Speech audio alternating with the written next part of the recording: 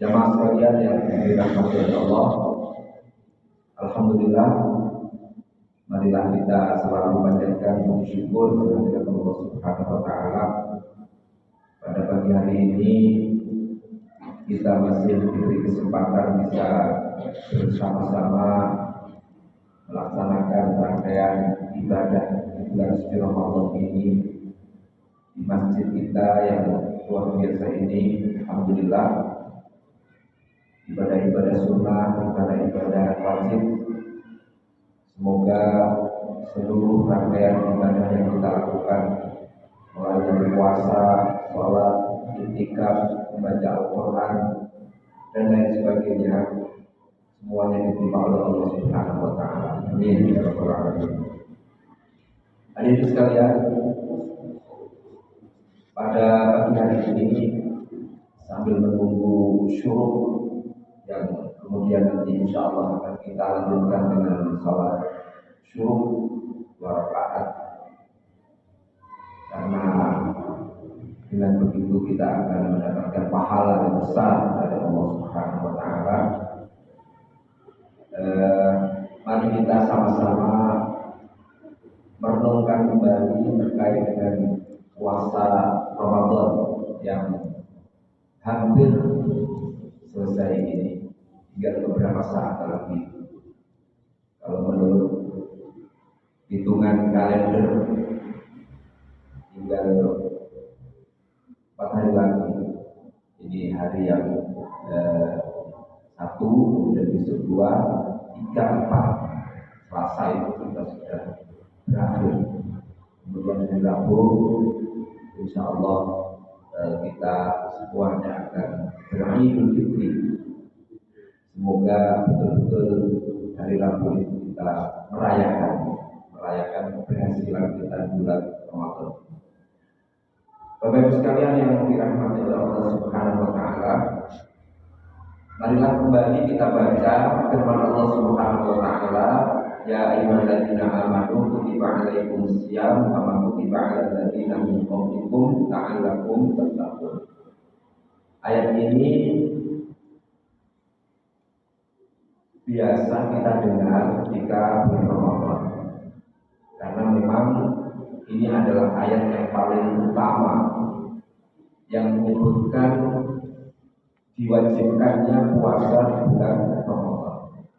Dengan istilah di sini kutiba. Kutiba artinya dicatat atau ditetapkan atau diwajibkan, ya, puasa di bulan Ramadan ini. Lebih-lebih di akhir ayat ini juga disebutkan secara eksplisit, ya, secara tegas tujuan disyariatkannya puasa di bulan Ramadan ini adalah la'allakum tattaqun, agar kita semuanya bisa menjadi orang-orang yang bertakwa.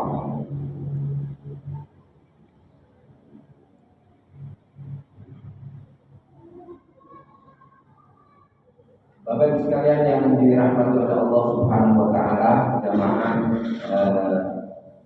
salat subuh yang berbahagia, kita semuanya tahu bahwa bulan Ramadan ini adalah merupakan bulan yang istimewa, yang sengaja diciptakan oleh Allah Subhanahu wa taala, sengaja ditetapkan oleh Allah Subhanahu wa taala buat kita semuanya, orang-orang yang beriman, orang-orang muslim, secara lebih khusus adalah para pengikut dan umat baginda Nabi Muhammad Sallallahu Alaihi Wasallam. Keistimewaan yang ada di bulan Ramadan ini, di antara rahasianya adalah karena umur umat Nabi Muhammad ini sangat pendek. Kata Rasulullah, ma baina sittin ila sab'in, antara 60 sampai 70 saja. Berbeda dengan umurnya atau usianya umat-umat terdahulu. Kalau umat-umat terdahulu ada yang usianya 1000 tahun, ratusan tahun, ya. Tapi kalau umat Islam, umatnya Nabi Muhammad Shallallahu Alaihi Wasallam ini sebagaimana disebutkan tadi tidak lebih dari itu. Seandainya ada yang kurang dari 60 atau lebih dari 70, maka itu sangat jarang sekali. Rata-rata umurnya umat Nabi Muhammad antara 60 sampai 70. Baginda Rasulullah SAW sendiri umurnya 63 tahun, lumayan, ya. Tapi kalau kita bayangkan ya, 63 tahun itu beliau sudah berhasil melakukan sebuah transformasi dari jahiliyah menuju modern atau menuju keislaman. Ini luar biasa. Bapak Ibu sekalian yang dirahmati oleh Allah Subhanahu wa taala, dan karena itulah maka kita perlu merenungkan hari ini ya, sisa-sisa Ramadan ini apakah sudah betul ya Ramadan yang kita laksanakan ini sudah memiliki dampak yang baik terhadap kehidupan kita. Karena takwa yang dimaksud di dalam ayat yang tadi kita bacakan itu adalah sesungguhnya bukan hanya sekedar teori, bukan hanya sekedar bukan hanya sekedar pengetahuan, tetapi betul-betul takwa itu harus terimplementasikan, ada nyata, real dalam kehidupan kita. Bapak Ibu sekalian yang dirahmati oleh Allah Subhanahu wa taala, yang pertama kita perlu merenungkan bahwasanya kita di bulan Ramadan ini diajari oleh Allah Subhanahu wa taala agar betul-betul memiliki libas takwa. Ya kan? Libas takwa. Kalau ada pakaian yang biasanya disebut dengan baju takwa, yaitu sebenarnya cita-cita. Ya, kalau kita berpakaian seperti itu, harapannya kita menjadi orang yang penuh takwa. Tapi yang dimaksud dengan libas takwa, ya, yang kita harapkan itu menjadi buah dari Ramadan ini adalah bagaimana ya kita dalam kehidupan kita ini dapat menjadi pribadi, ya. Kalau itu sifatnya pribadi, kalau masyarakat ya masyarakat, gitu kan, yang betul-betul berhati-hati, penuh kehati-hatian. Setiap perilaku, setiap omongan, setiap perkataan kita itu selalu kita timbang-timbang. Kita perlu hati-hati. Libas takwa itu hampir mirip ya dengan orang yang menggunakan pakaian yang warnanya putih. Ya, mesti hati-hati. Gak mungkin orang yang menggunakan pakaian putih itu kemudian dibuat ke sawah misalnya, atau dibuat bekerja, pasti cepat kotor. Nah, begitulah sesungguhnya kehati-hatian kita dalam kehidupan ini. Hal ini kita sarikan atau kita pahami ya makna libas takwa ini dari sebuah dialog yang terjadi antara sahabat Umar dan sahabat Ubay bin Ka'ab. Saat itu Umar bin Khattab bertanya kepada sahabat namanya Ubay bin Ka'ab yang ditanyakan tentang takwa. Jadi kan, wahai Ubay, apa kamu tahu takwa itu apa? Jadi di sini Bapak Ibu sekalian, antara sahabat itu tidak sungkan-sungkan untuk bertanya. Bahkan kalau dilihat dari sejarah, ya, Umar bin Khattab itu kan sahabat senior, bahkan pernah menjadi khalifah. Ya, artinya sudah sahabat yang hebat sekali. Tetapi dia tidak sungkan-sungkan untuk bertanya.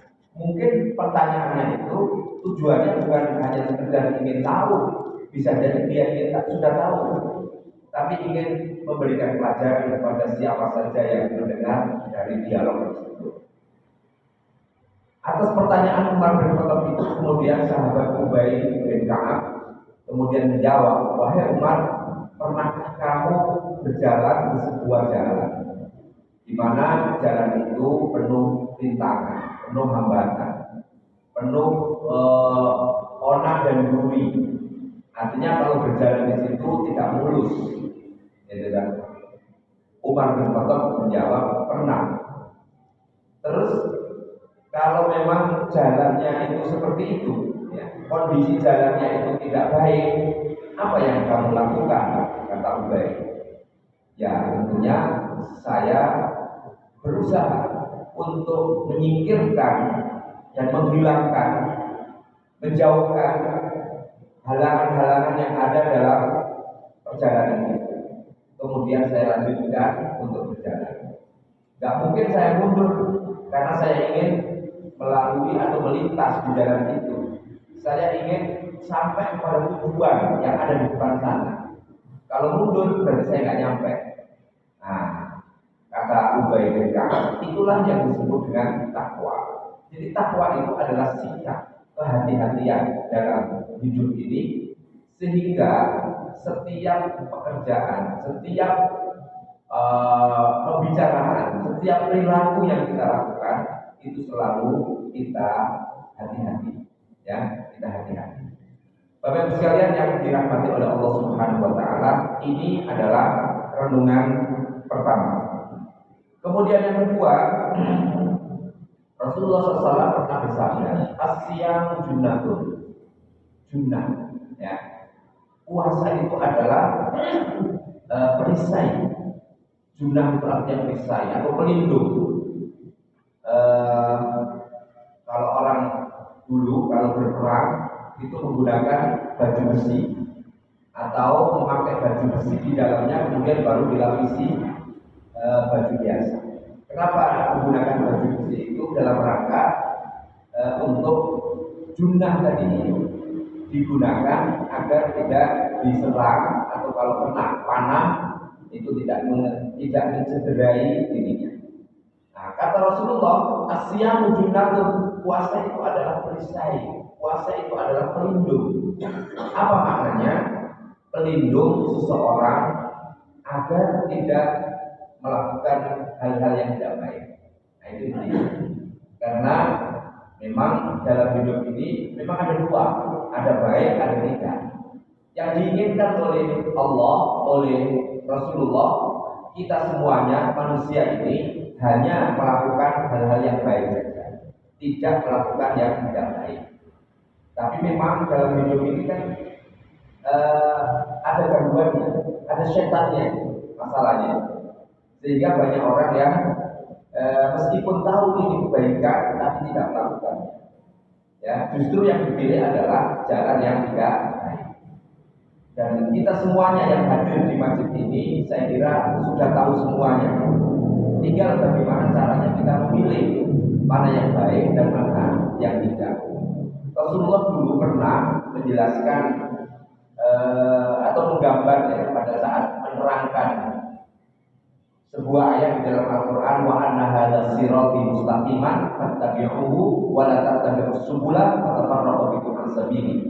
Ketika menjelaskan ayat ini, Rasulullah menggambar di tanah gitu. Apa yang digambar? Beliau menggambar garis lurus, ya, garis yang lurus gitu.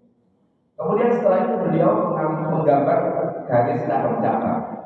Kanan ke kanan ada garis, ya, kiri ada, terus depan lagi tidak buat lagi seperti durikan, ya, ada yang tengah lurus, kemudian ada kanan kiri dibuat garis-garis.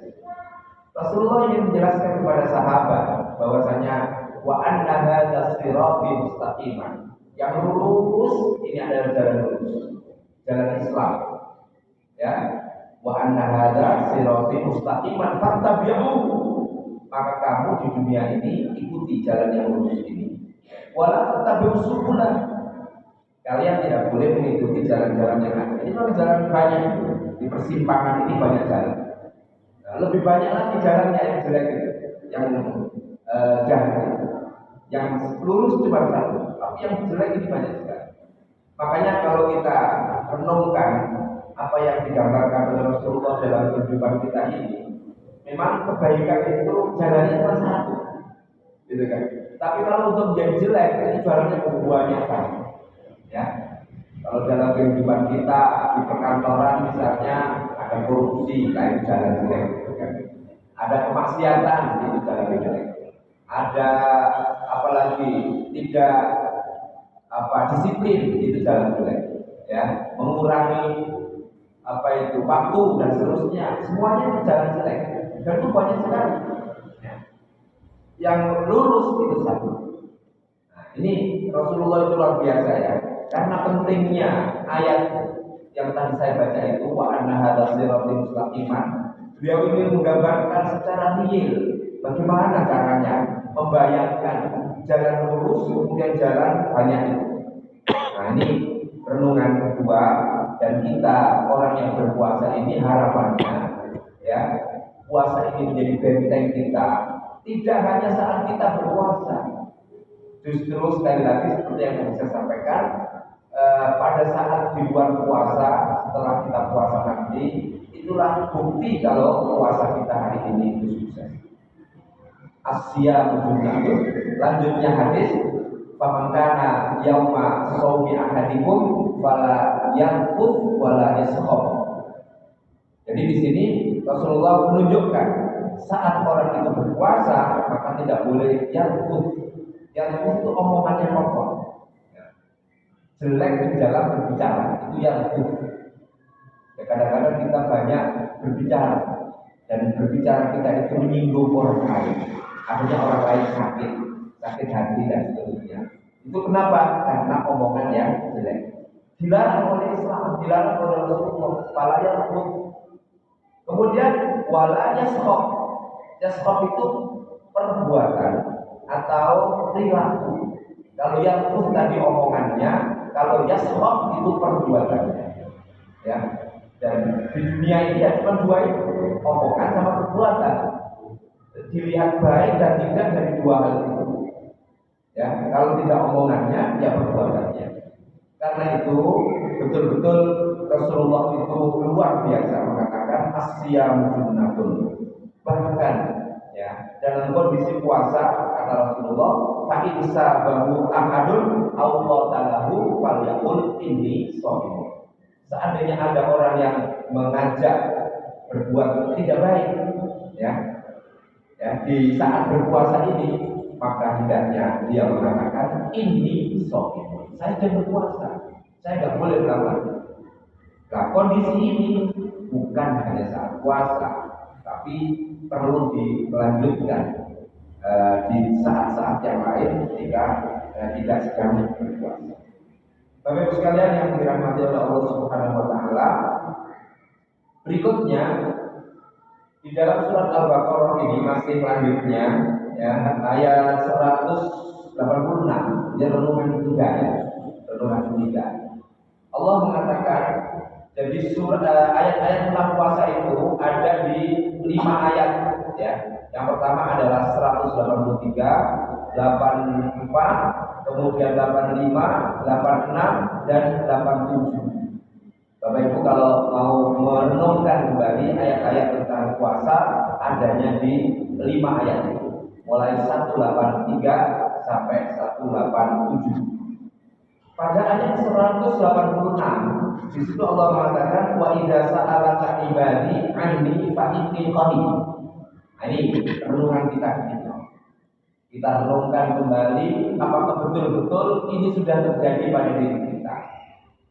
Di sini wa idza sa'alaka ibadi, apabila ada hambaku yang bertanya anni tentang aku, maka jawabannya inni qarib. Saya. Jadi Allah itu dekat. Allah itu sangat dekat sekali. Bahkan di dalam ayat yang lain dikatakan aqrabu min hablil warid. Lebih dekat daripada urat ya nadi kita. Padahal urat nadi kita itu ya sudah dekat sekali, ada di dalam tubuh kita. Allah lebih dekat dari itu. Nah, Bapak Ibu sekalian yang dirahmati oleh Allah Subhanahu wa taala, apa makna qarib di situ? Dekat itu apa? Kalau kita renungkan, makna dekat di situ ada 3. Ya, makna dekat di situ ada tiga. Yang pertama, dekat tanpa batas. Memang real, dekat sekali. Tidak ada batas sama sekali antara manusia dengan hambanya, dengan Allah Subhanahu wa Ta'ala. Ya, jadi buktinya apa? Buktinya segala sesuatu yang kita lakukan pasti dilihat oleh Allah Subhanahu wa Ta'ala.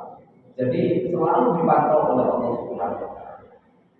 Dulu sebelum era modern seperti sekarang ini, era teknologi ya, membayangkan bagaimana Allah bisa melihat kita, memantau kita, melihat perilaku kita, itu sulit. Ya. Atau mungkin harus perlu perenungan dan perlu keimanan yang tebal. Sekarang gampang saja. Ya, sekarang gampang saja. Manusia saja bisa membuat itu. Sekarang ini, Bapak Ibu kalau naik mobil kemudian nggak pakai sabuk, ya, itu sudah dipoto itu di situ. Jalan mana banyak foto. Dan orang yang ada di mana itu tempat melihat foto di sini ya, di kantor di sini, di tempat itu tahu. Oh ini nggak pakai sabuk. Itu dekat, ya. Memang jaraknya jauh, tetapi tahu gitu. Nah, ini sekarang saja manusia bisa membuat seperti itu, apalagi Allah Subhanahu wa Ta'ala. Itu bandingannya begitu, Bapak sekalian. Allah itu laisa kamitslihi syai'un. Allah tidak bisa dibandingkan, tetapi sekedar untuk mendekatkan manusia saja bisa, apalagi jadi tidak sama.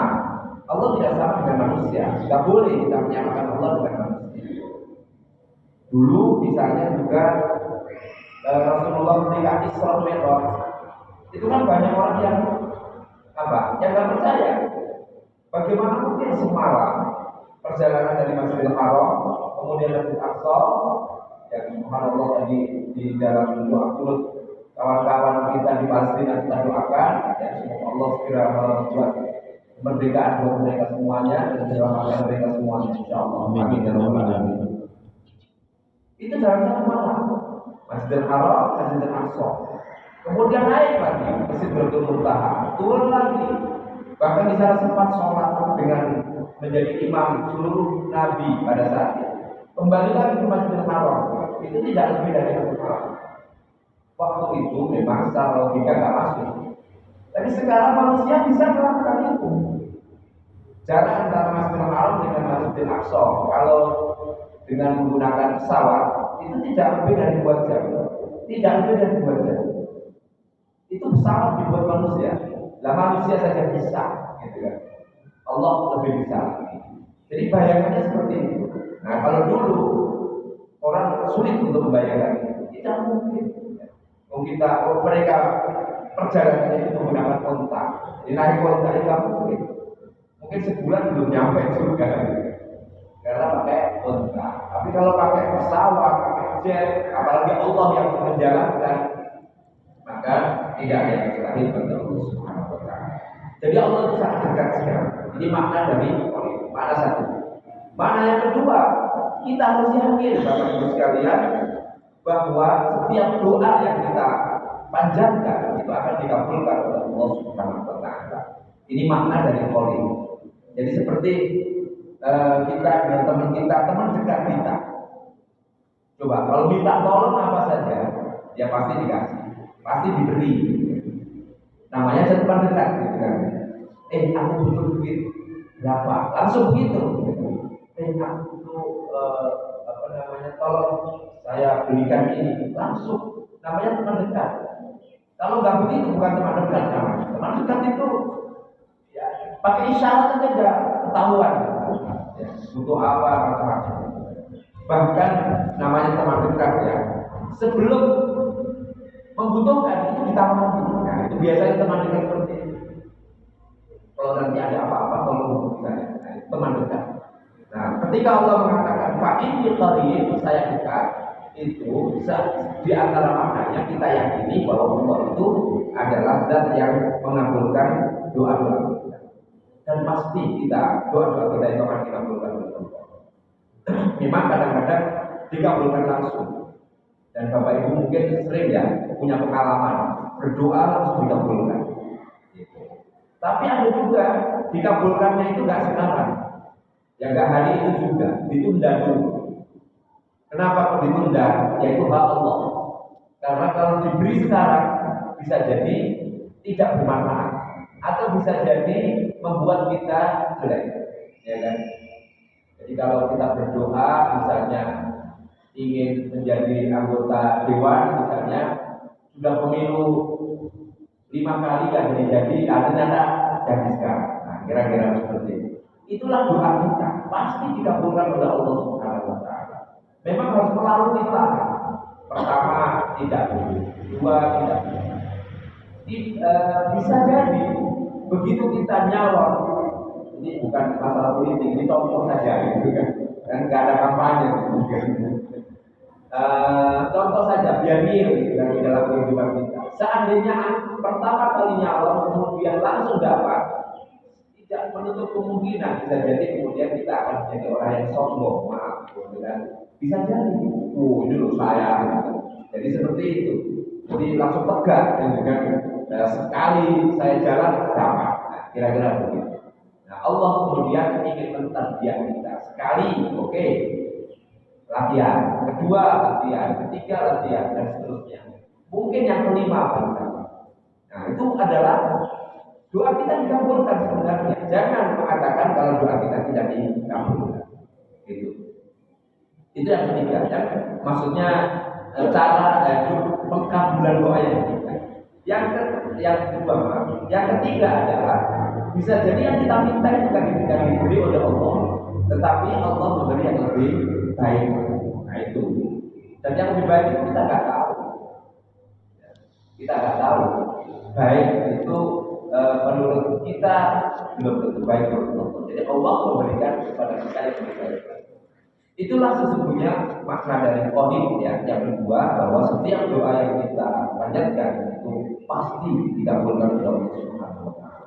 Kemudian yang ketiga, makna yang ketiga adalah kita harus tadi kembali pada tema merasa diawasi oleh Allah Subhanahu wa taala. Jadi maknanya tiga ya. Yang pertama adalah tanpa batas, yang kedua adalah doa kita selalu dikabulkan, dan yang ketiga adalah bahwa kita harus merasa selalu diawasi oleh Allah. Merasa diawasi oleh Allah ini penting Bapak Ibu sekalian.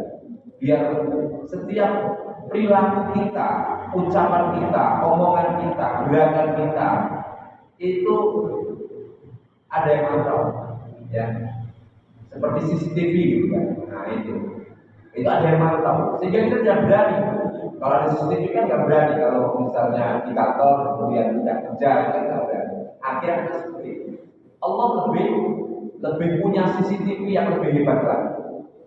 Ya, sehingga dengan merasa begitu, maka kita tidak melakukan kemaksiatan, tidak mencuri, tidak korupsi, tidak bermaksiat dan seterusnya.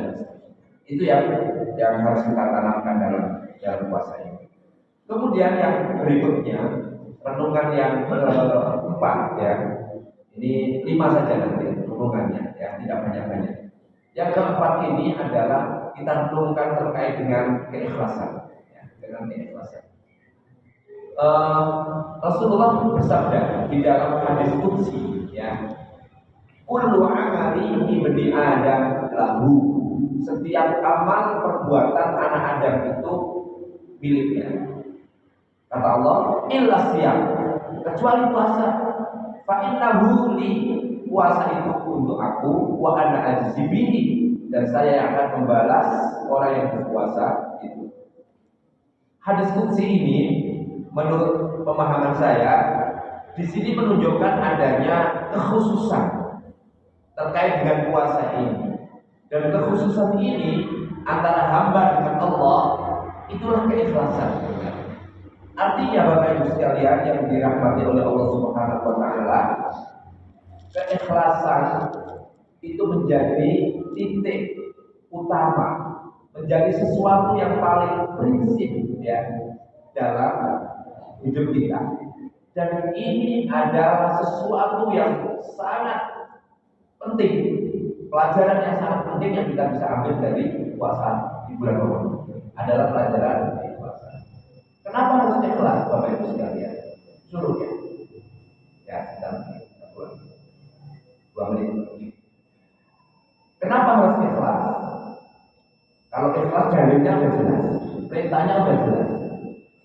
Dengan keikhlasan itu Bapak Ibu sekalian ada 2 hal. Yang pertama adalah seseorang itu akan optimal, akan maksimal di dalam mengerjakan sesuatu. Ya, sholat misalnya. Kalau ikhlas, sholatnya itu optimal. Allahu Akbar. Ya, khusyuk optimal jika ikhlas. Kalau tidak, yakin nggak akan khusyuk, nggak akan optimal dalam melaksanakan sholat. Kenapa? Ya, karena tujuannya bukan untuk Allah, gitu kan. Sehingga tidak bisa maksimal. Tujuannya untuk orang lain. Kalau orang lain nggak ada, yang nggak dikerjakan dengan baik, itu pentingnya ikhlas yang pertama. Yang kedua, pentingnya ikhlas dalam setiap perbuatan kita itu kemudian kita bisa disiplin ya di dalam melaksanakan aturan-aturan yang telah dibuat oleh Allah. Ya, waktunya sholat, waktunya kerja, waktunya ini melaksanakan ini. Jadi disiplin terus gitu kan. Tidak sedikit pun mengurangi apapun yang telah ditentukan dan telah diinginkan. Renungan yang terakhir Bapak Ibu sekalian adalah kaitannya dengan kehidupan kita dengan masyarakat. Ya, kalau tadi mungkin sifatnya pribadi-pribadi, ya 1 sampai 4 tadi, yang terakhir ini hubungan kita dengan masyarakat. Jadi puasa ini ternyata mengingatkan kita, memberi pelajaran berharga kepada kita agar kita harus lebih memiliki kedekatan dengan masyarakat. Gitu kan? Semuanya kita, semua orang Islam. Kenapa? Coba antum lihat. Ketika kita puasa itu banyak sekali fenomena-fenomena, kegiatan-kegiatan yang tidak kita saksikan ketika kita tidak di bulan Ramadan. Ya, ada sholat tarawih berjamaah, ada i'tikaf berjamaah, ada baca Al-Quran, tadarus bareng-bareng, kemudian ada buka bersama juga, buka bersama. Kan nggak ada di luar bulan Ramadan, kecuali di beberapa tempat buka bersama puasa sunnah, nah itu ada di beberapa tempat. Tapi fenomena secara keseluruhan di bulan Ramadan ini luar biasa. Coba Bapak Ibu kalau jalan, kalau pabrik itu banyak sekali, ya sampai macet gitu kan. Di sini ada buka bersama, di sini dan seterusnya. Di setiap kantor ada buka bersama, bahkan hotel-hotel itu menjadi ramai kalau di bulan Ramadan, gitu kan. Nah ini semuanya Bapak Ibu sekalian fenomena yang diajarkan oleh Ramadan kepada kita agar kita semakin dekat, semakin bersama dengan masyarakat. Dengan kebersamaan kita dengan masyarakat itu, maka insya Allah masyarakat ini akan menjadi lebih baik. Ya. Jadi bukan hanya pribadi Ramadan ini dampaknya, tetapi kepada masyarakat kita. Apalagi nanti ada Idul Fitri, itu lebih hebat lagi. Kita dikumpulkan oleh Ramadan ini agar kita semuanya melaksanakan sholat Idul Fitri. Ada yang di masjid, ada yang di lapangan. Yang penting kumpul di situ. Ya. Kemudian setelah itu juga biasanya ada di dalam tradisi masyarakat Indonesia namanya silaturahmi. Jadi semuanya ini rangkaiannya tidak ada kecuali di bulan Ramadan. Maka yang perlu kita renungkan dan kita petik pelajarannya adalah bahwa Ramadan ini seharusnya semakin mendekatkan kita dengan masyarakat, ya, dengan masyarakat. Insya Allah manfaatnya banyak. Kita bisa berinteraksi, berkomunikasi, memberi nasihat, menerima nasihat, mendapatkan masukan, banyak sekali ketika kita berinteraksi dengan masyarakat. Dan Bapak Ibu semuanya adalah orang-orang yang ingin melakukan kebaikan. Kalau tidak ke masyarakat, bagaimana cara melakukan kebaikan? Mesti perbaikan itu yang kita lakukan ada di masyarakat. Terima kasih. Mungkin ini beberapa renungan di akhir Ramadan ini, mudah-mudahan bermanfaat dan sebagai bekal bagi kita untuk kita kerjakan nanti setelah bulan Ramadan. Aku qouli hadza wa astaghfirullah wa lakum. Assalamualaikum warahmatullahi wabarakatuh. Waalaikumsalam. Baik, jemaah sekalian, sebelum di